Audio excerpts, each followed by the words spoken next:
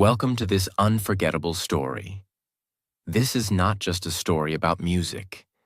This is a story about a boy who became a king, but lost himself in the process.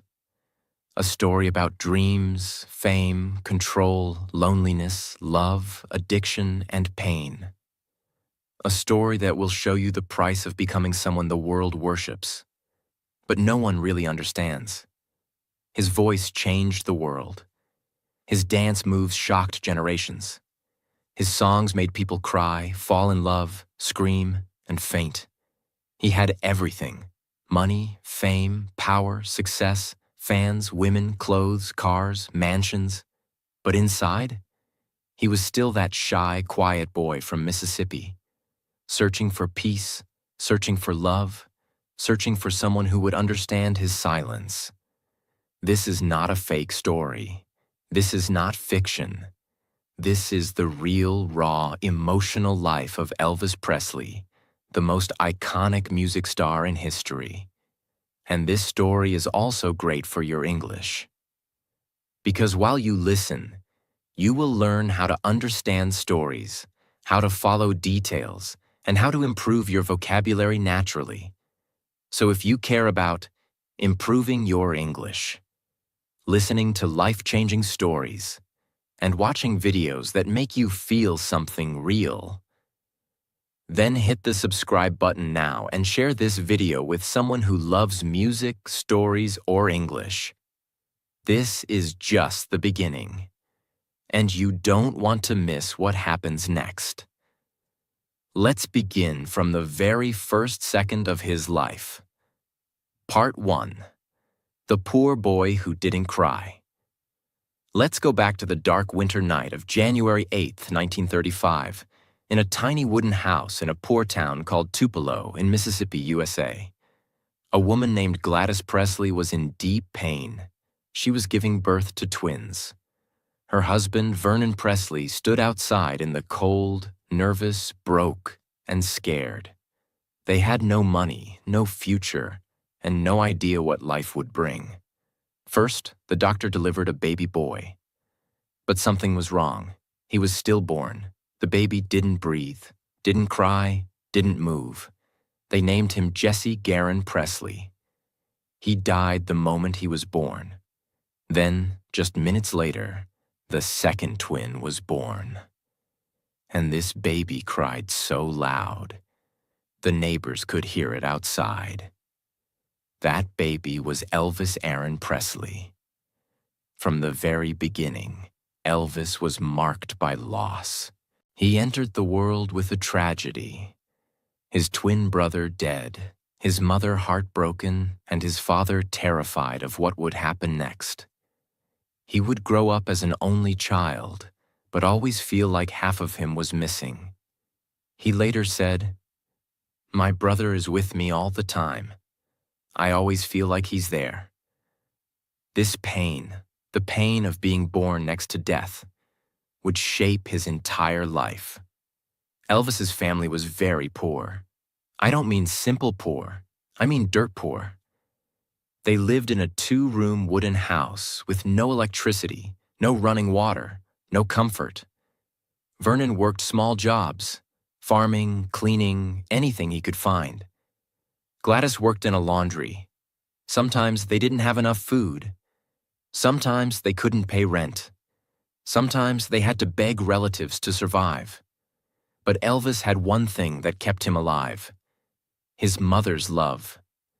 Gladys was his world. She would hold him close, sing to him, protect him from everything.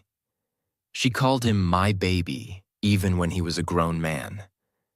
They were more than mother and son. They were soulmates, connected by pain, fear, and survival. Elvis grew up in a world where everything was a struggle. But he also grew up with music in the air. Tupelo was a small southern town, and in the South, music was everywhere. Elvis listened to gospel music at church, voices crying out in pain and hope. He heard blues music on the street, played by poor black musicians, singing about life, loss, and love. He heard country music on the radio, the sound of broken hearts and hard lives. Even as a child, he was fascinated. He would sit and watch singers with wide eyes. He would move his feet, tap his fingers, and feel every beat in his bones. When he was just 10 years old, he entered a singing contest at the local fair. He wore a white shirt and stood on a box to reach the microphone. He sang Old Shep, a sad song about a boy losing his dog. When he finished, the crowd was silent. Then they clapped. He didn't win first place, but something was born inside him that day. A belief. Maybe I can sing. In 1946, when Elvis turned 11, he wanted a rifle for his birthday. But Gladys said no. Instead, she bought him a guitar, a cheap one from the local store. Elvis didn't look excited. He didn't even know how to play. But that moment, a small guitar in the hands of a poor boy, would change the world. He learned slowly, taught himself, watched others, listened, practiced. He would sit alone for hours, strumming the same chords, singing softly, imagining he was on stage. His classmates thought he was weird. They made fun of his clothes, his shy nature, his dream of being a singer. But Elvis didn't care. He had music, and that was all he needed. In 1948, when Elvis was 13, the Presleys had to move. They had no money, no future, and too many problems in Tupelo. So they packed everything and moved to Memphis, Tennessee, a city full of hope, but also full of struggle. They lived in public housing, apartments for poor families. Vernon still worked random jobs. Gladys still cried at night. But Elvis kept playing his guitar, kept listening to music, kept dreaming of something bigger. He would go to black churches to hear powerful gospel choirs. He would walk down Beale Street, watching blues musicians play live. He would absorb everything: rhythm, sound, soul, fire. Elvis wasn't copying.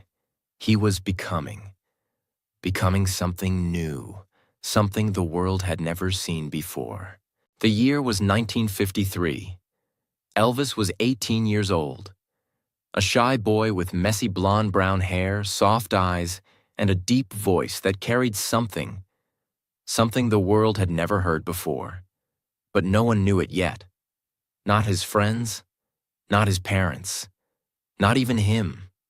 He was just Elvis, a truck driver who sang in the mirror, dreamed in silence, and still lived with his mom and dad in a small apartment in Memphis, Tennessee. Let's pause for a moment. Before fame, before screaming fans, before glitter and gold, Elvis had a regular job. After finishing Humes High School, he started working for Crown Electric Company, driving a truck that delivered electrical supplies. He wore a white shirt, blue jeans, and heavy boots. He earned just $1 an hour. But even as he drove through the streets of Memphis, his mind was somewhere else. He hummed songs while driving. He dreamed of standing on stage, holding a microphone, hearing people clap. He didn't tell anyone that dream, not his co-workers, not even his parents, because people laughed at dreamers like him. They said, "You? A singer? Come on, boy, be serious." But Elvis didn't stop dreaming. He kept practicing guitar after work, sitting on the bed with his mother beside him, encouraging him softly. One hot July afternoon in 1953, Elvis walked down Union Avenue and stopped in front of a small building. It wasn't big. It wasn't shiny. It was a tiny studio called Sun Records, owned by a man named Sam Phillips. A man who had one dream. If I could find a white man who could sing with the soul of a black man, I could make $1 billion. At that time, the world was divided by color. Black music, blues, gospel, soul was powerful, but only played in black neighborhoods. White audiences had country and pop. Clean, polite, emotionless. No one had ever mixed the two. Until that day. Elvis walked into Sun Records carrying his guitar, wearing a pink shirt and white trousers. Simple, but neat. He was nervous, sweating, heart pounding. He looked around and saw microphones, wires, and instruments, all new to him. A lady at the front desk looked up. Her name was Marian Keisker, the studio secretary and assistant to Sam Phillips. She asked, "What can I do for you, young man?" Elvis swallowed and said quietly, I want to make a record. For my mother. It was half true. He wanted to surprise his mom, yes. But deep down, he wanted someone to hear him. Marian smiled. She told him the price, $3.98, to record 2 songs on an acetate disc. Elvis nodded nervously and stepped into the small recording room. The room smelled of wood, dust, and sweat. The air was hot. The walls were covered in soundproof panels. A single microphone stood in the middle. Elvis placed his guitar strap over his shoulder, took a deep breath, and began to sing. The first song was My Happiness. It was a soft, romantic song that he had learned from a record by the Ink Spots. He sang with tenderness, emotion, and innocence. Then he sang, That's When Your Heartaches Begin. His voice was deep and warm. It wasn't perfect, but it had soul. Something inside it felt real, honest, alive. Marian Keisker listened from the control room, her eyes wide. When he finished, she wrote on the tape box, Good ballad singer. Hold, she didn't know it then, but that one note would become the seed of history. Elvis paid the $3.98, took his record, thanked her shyly, and walked out the door, back to his life as a truck driver. But Marian couldn't forget him. She kept that recording on her desk for months. A year later, June 1954, something unexpected happened. Sam Phillips, the owner of Sun Records, was searching for a new voice. He told Marian, Do you remember that boy? The one who sounded a bit different? Marian said, Elvis Presley. Sam said, Yes. Get him in here. She called Elvis. When he picked up, she said, Elvis, this is Marian Keisker from Sun Records. Sam Phillips would like you to come by the studio. Elvis's heart started racing. He hung up and ran to his parents. Mom, they want me back at the studio. Gladys smiled and said, See, baby, I told you something good will happen. He didn't sleep that night. He kept imagining what it would be like to record again. Maybe this time for real. It was a hot summer night in Memphis.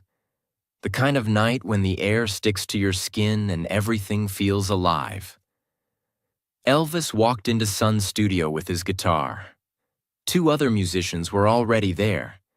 Scotty Moore on guitar, Bill Black on bass. They didn't know Elvis.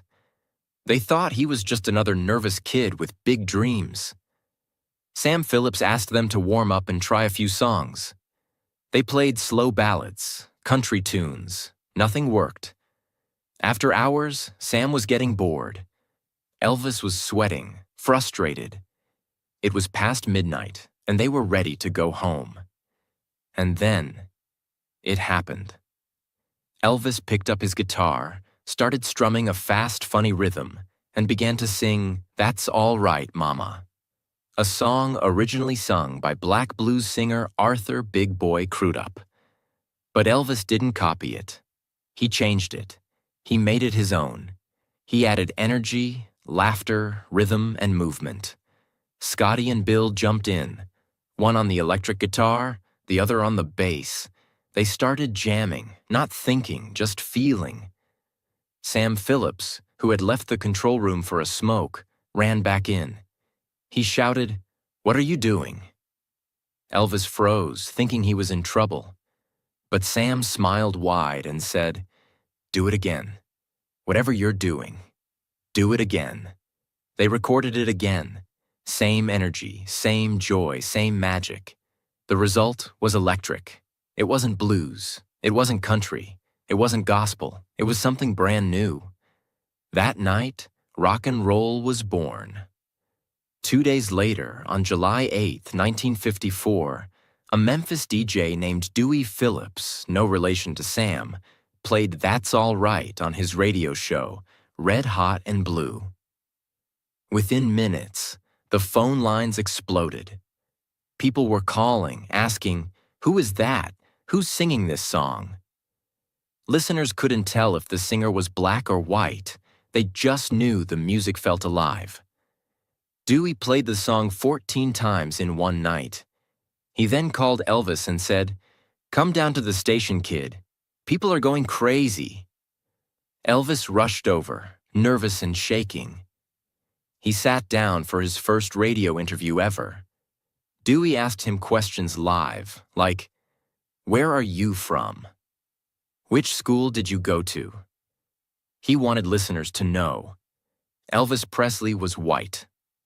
Because at that time, music was still separated by race, and this kind of sound was shocking.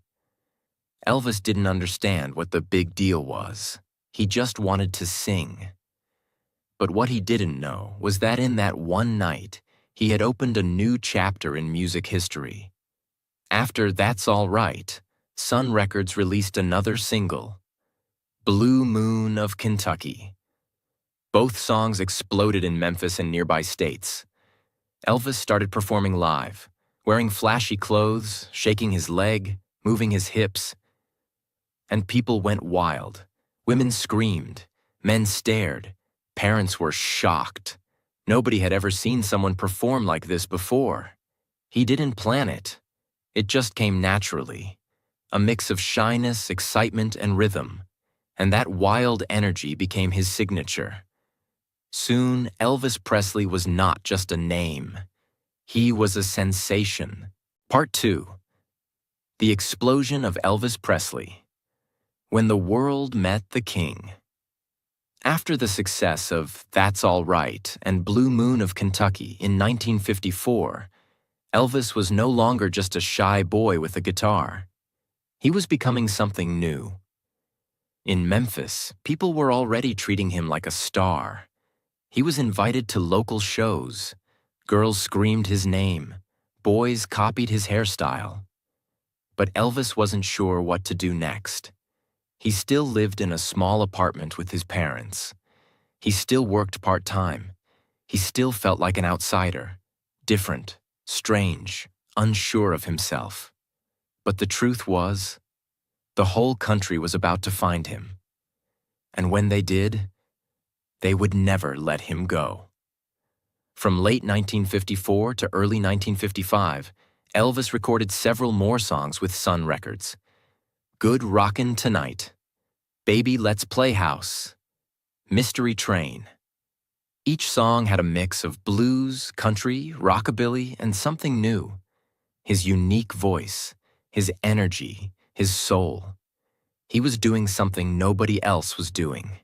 He wasn't trying to sound black or white. He was just being Elvis. His music made people dance, sweat, and scream. It also made some people angry. Because back then, music was not supposed to cross lines. And Elvis was destroying those lines. With his voice, his moves, and his freedom. Elvis started traveling to nearby towns with his band. They performed on small stages, school gyms, radio events, truck stops. At first, the crowds were quiet. They didn't know what to expect. Elvis would walk on stage wearing bright clothes, pink jackets, shiny shoes, slicked hair. Then he would start singing. And something would happen. His body would move, his legs would shake, his hips would swing. He didn't plan it. It was just how he felt the music. And the girls went crazy. They screamed, they cried, they fainted. They reached for his shirt, his hair, his hands. Some tried to climb the stage just to touch him. Elvis didn't understand it. He said to his bandmate once, "I don't know what I'm doing. I just sing." But whatever it was working. He was creating a new kind of energy, dangerous, electric, alive. And soon, the music industry noticed. In late 1955, a man appeared. His name was Colonel Tom Parker. He wasn't really a colonel. He wasn't even American.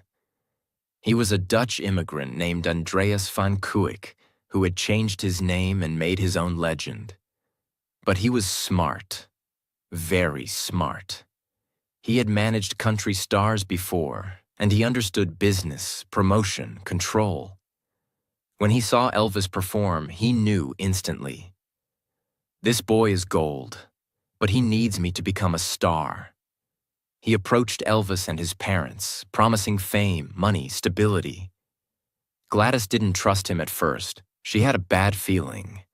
But Vernon liked the idea of financial security. Eventually, they signed with him. Colonel Parker became Elvis's manager, and soon, his master. Colonel Parker's first move was to sell Elvis's contract from Sun Records to RCA Victor, a big national label.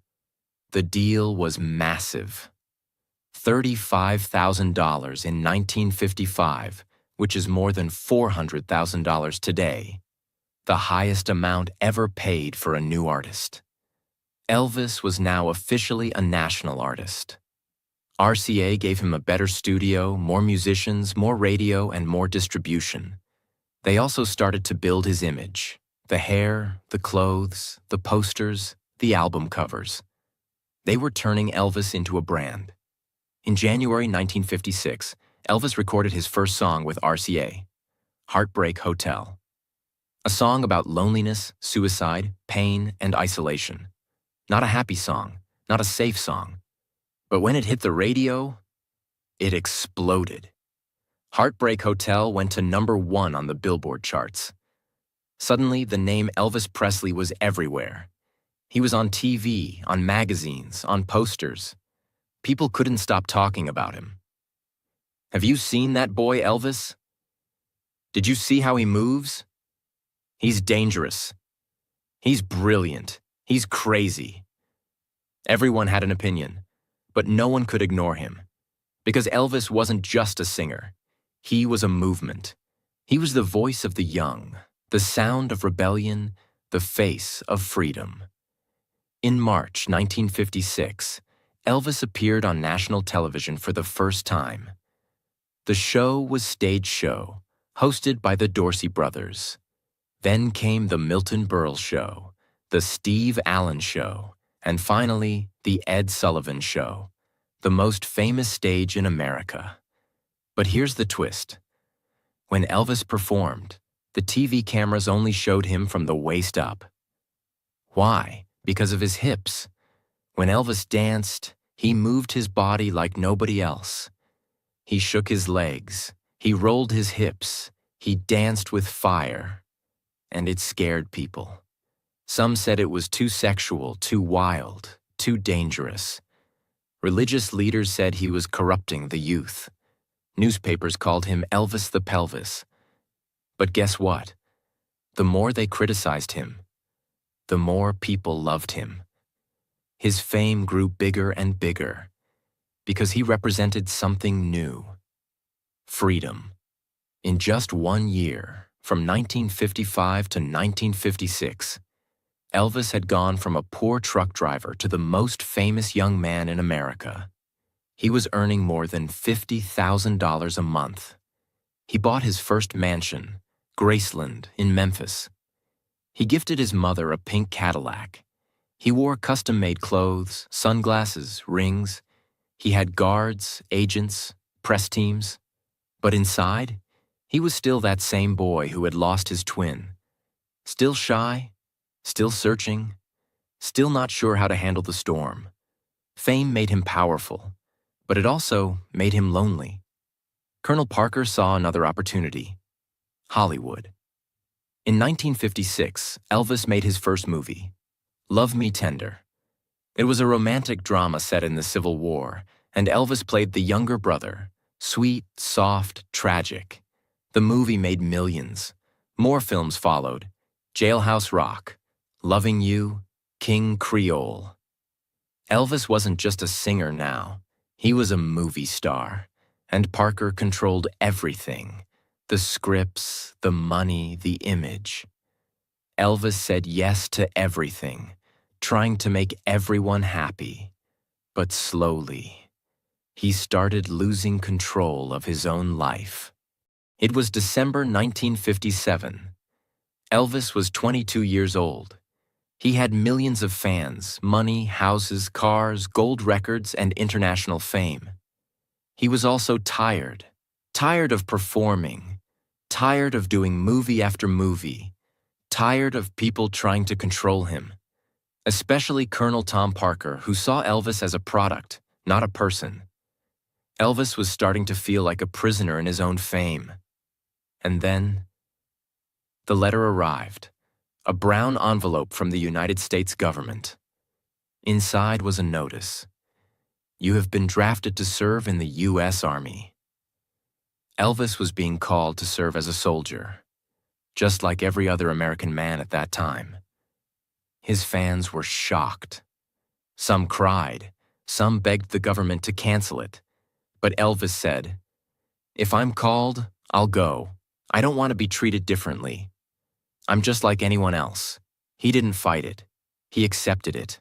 But deep inside, he was terrified, not of war, but of what would happen to his career, his freedom, and most of all, his mother.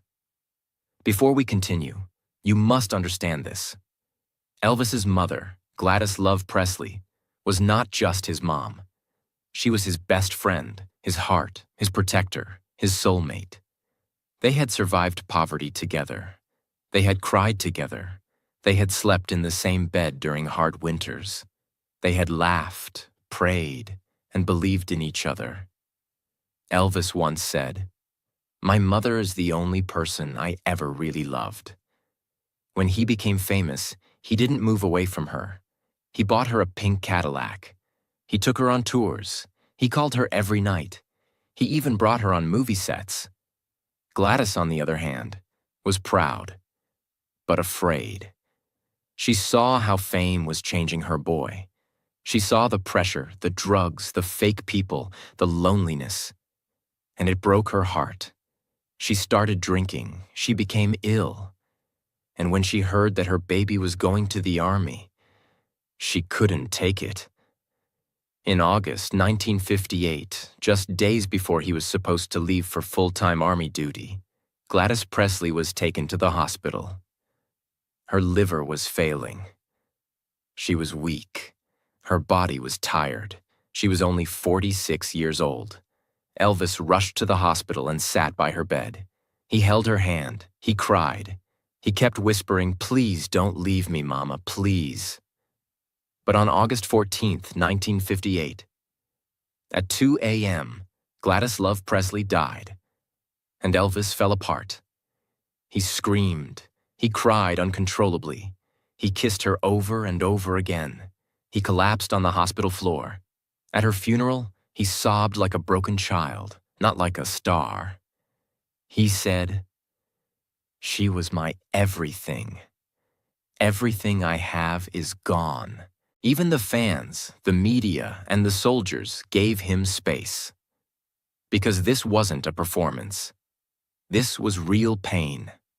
And from that day forward, Elvis would never be the same. In March 1958, Elvis officially entered the U.S. Army. He reported to Fort Chaffee, Arkansas, and became Private Elvis Presley. No glitter, no fans, no special treatment. At least not on the surface. He wore a green uniform. He cut his famous hair. He cleaned toilets, carried weapons, followed orders. The media called it, "The King Goes to Boot Camp." But Elvis didn't complain. He said, "This is a duty I'll do with all my heart." He served with honor. He trained hard. He did what every other soldier did. In October 1958, Elvis was sent to Friedberg, Germany as part of a NATO operation. He lived in a rented house with his father Vernon and his grandmother. Every day he trained. At night, he listened to records, played music, and tried to heal from his mother's death. And then, one evening at a private party, a beautiful 14-year-old girl walked in. Her name was Priscilla Beaulieu. She was the daughter of an American Air Force officer living in Germany. Elvis was 24. Priscilla was 14. Their age difference raised eyebrows. But in the 1950s, this kind of relationship was not as controversial as it would be today. Priscilla said, "He was polite, respectful, and never made me feel uncomfortable." Elvis was instantly drawn to her. Not just her looks, but her softness, her innocence, her calm nature. He was still grieving, still broken, and Priscilla brought him peace. They started spending time together, talking for hours, watching movies, listening to records. He shared his sadness. She listened. He played music for her. She smiled.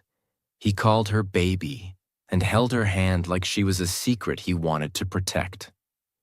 In March 1960, after 2 years of military service, Elvis left the Army and returned to America. He was now 25 years old, and everything had changed. His mother was gone. His soul was still aching, and the music world had moved forward. New artists were rising. Music was changing. The audience was waiting to see if Elvis still had the magic. And Elvis? He was ready to try. But he wasn't the same boy anymore. He was now a man with pain behind his eyes. The comeback begins. Are You Lonesome Tonight? His first recording after returning was Stuck on You, a hit. Then came It's Now or Never. Are You Lonesome Tonight? These songs weren't wild rock and roll. They were softer, sadder, more emotional. Because now, Elvis was singing with his pain. People loved it. His voice had matured. His heart had depth. His soul was on fire. After leaving Germany, Elvis couldn't forget Priscilla. They wrote letters, made phone calls, and in 1963, when she was 17, Priscilla moved to Graceland to live with him, with her parents' permission. Elvis promised to respect her. He gave her her own room. He wanted her to finish school, stay private, and grow at her own pace. It was a strange relationship, full of love, control, confusion, and quiet dreams. But for Elvis, Priscilla was his safe place, the one person who reminded him of his mother's gentleness. In the early 1960s, Colonel Parker pushed Elvis to make more and more movies.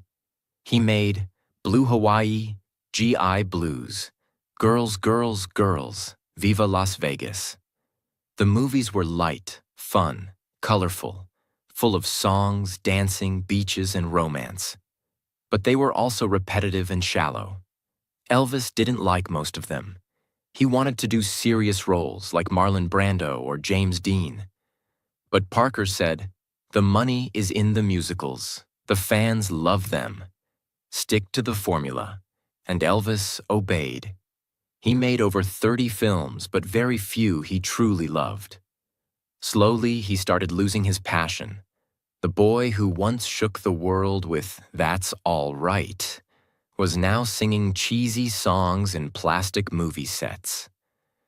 And deep inside, he felt like he was dying creatively. It was May 1st, 1967. Las Vegas was shining under the morning sun.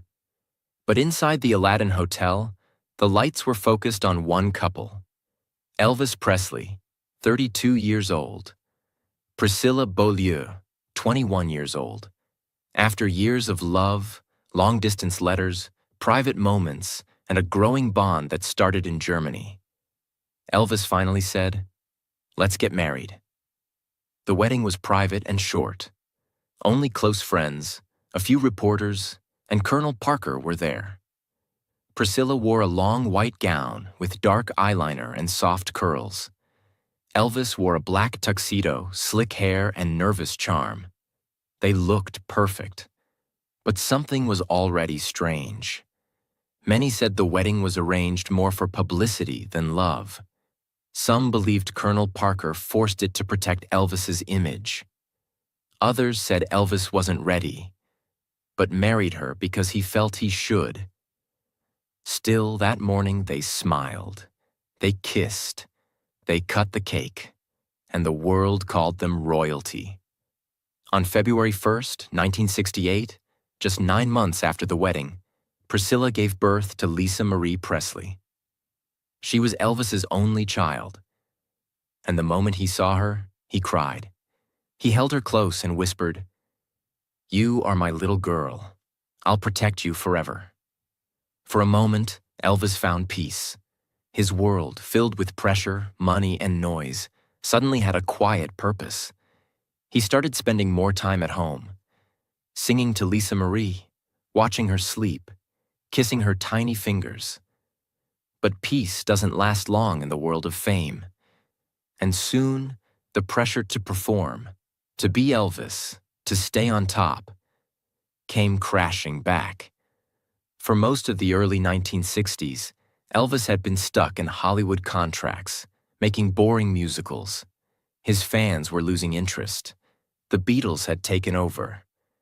Bob Dylan, Jimi Hendrix, and the Rolling Stones were now the voice of the youth. People were asking, "Is Elvis finished?"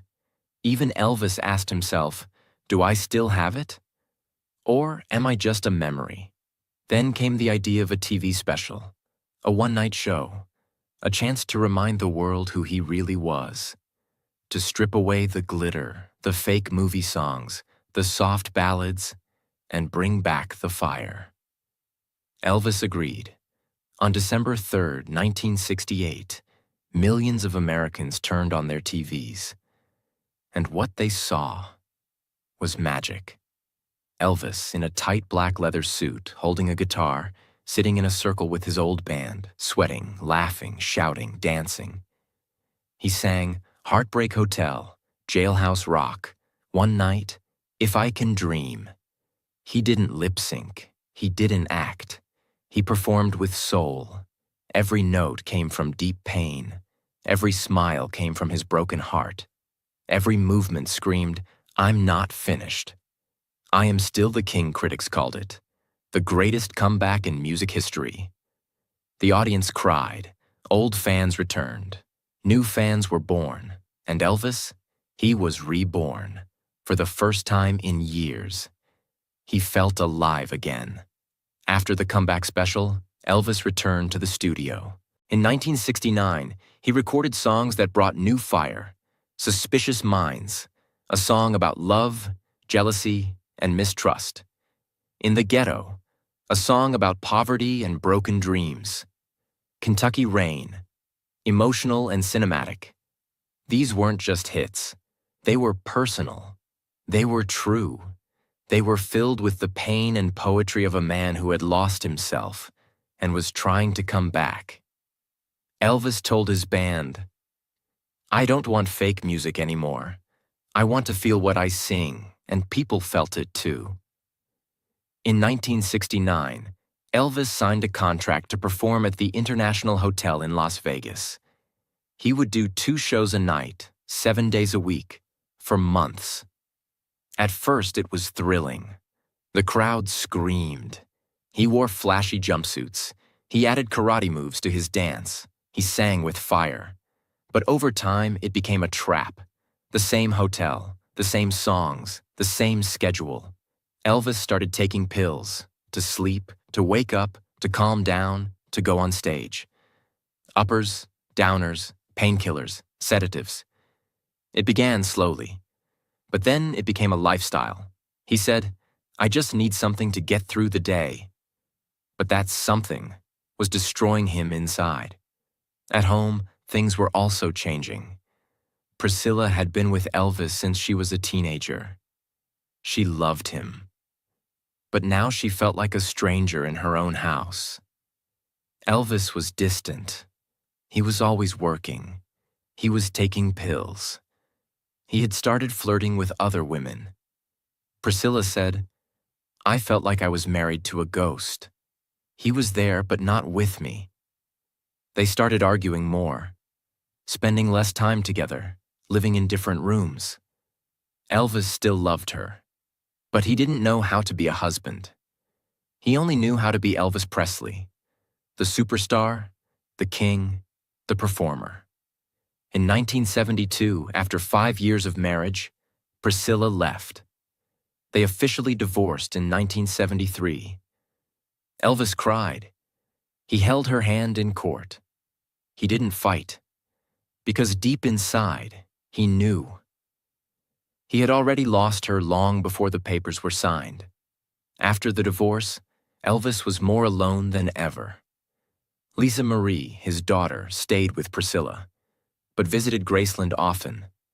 Elvis loved her deeply. He gave her everything: toys, ponies, cars, jewelry. But even Lisa could feel something was wrong. Elvis was getting heavier, sleepier, slower.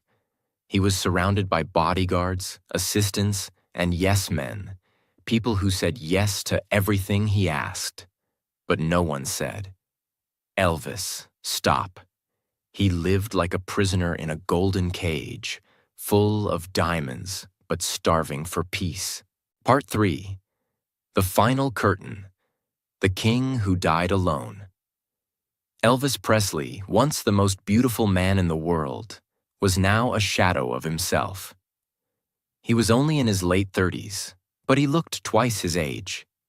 His face was bloated. His eyes were often half open. His voice was tired, but still golden. His movements were slower, his memory weaker. He was addicted to prescription drugs, given legally by doctors, but destroying his body. But he still performed. He still went on stage. Why? Because he had to pay for his lifestyle, to satisfy Colonel Parker's endless contracts, to stay relevant. But every show was harder. He had to be helped up the stairs. He sometimes forgot lyrics. He sweated so much his jumpsuit became soaked. But when he sang, people still cried, because no matter how weak his body became, his voice was still a gift from God. Elvis didn't take drugs to party. He took drugs to survive. To sleep, he took sleeping pills. To wake up, he took stimulants. To perform, he took painkillers. To relax, he took sedatives. To feel normal, he took everything. He had a private doctor named Dr. George Nicopolis, also known as Dr. Nick. Dr. Nick gave him thousands of pills every year. In 1977 alone, Elvis was prescribed over 10,000 doses of medications. Nobody stopped him, because he was Elvis. And when a man is that big, people are afraid to say no. After Priscilla, Elvis tried to find love again. He dated Linda Thompson, a kind woman who tried to help him stay healthy. He later dated Ginger Alden, a beauty queen who became his last girlfriend. But Elvis couldn't give his heart fully. He was still in love with the memory of Priscilla, and he was still in pain from losing his mother. Every woman in his life said the same thing. He was kind, but deeply sad. He would smile on the outside, but inside, he was broken. He wanted to be loved, but he didn't know how to stay. Elvis rarely left his home, Graceland in Memphis. He lived like a king in a castle, but it wasn't golden. It was quiet, dark, and full of memories. He watched TV late into the night. He read spiritual books, searching for meaning.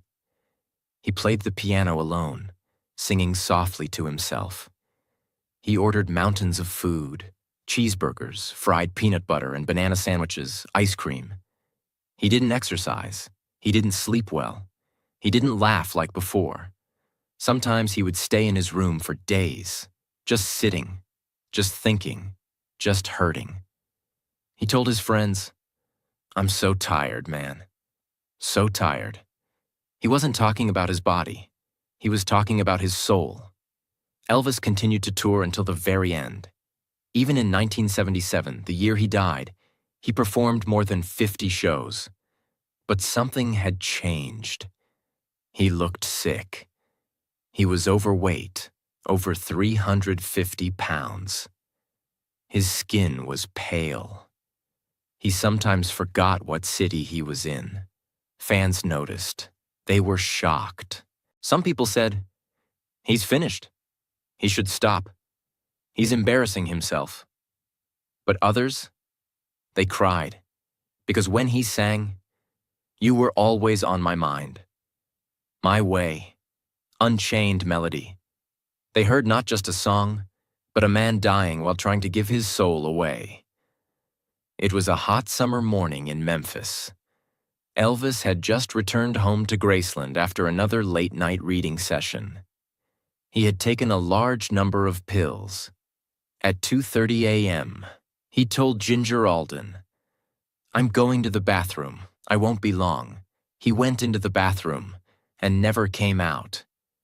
Hours later, Ginger found him unconscious, lying on the floor. She screamed. The staff ran in. They called the ambulance. They tried CPR, but it was too late.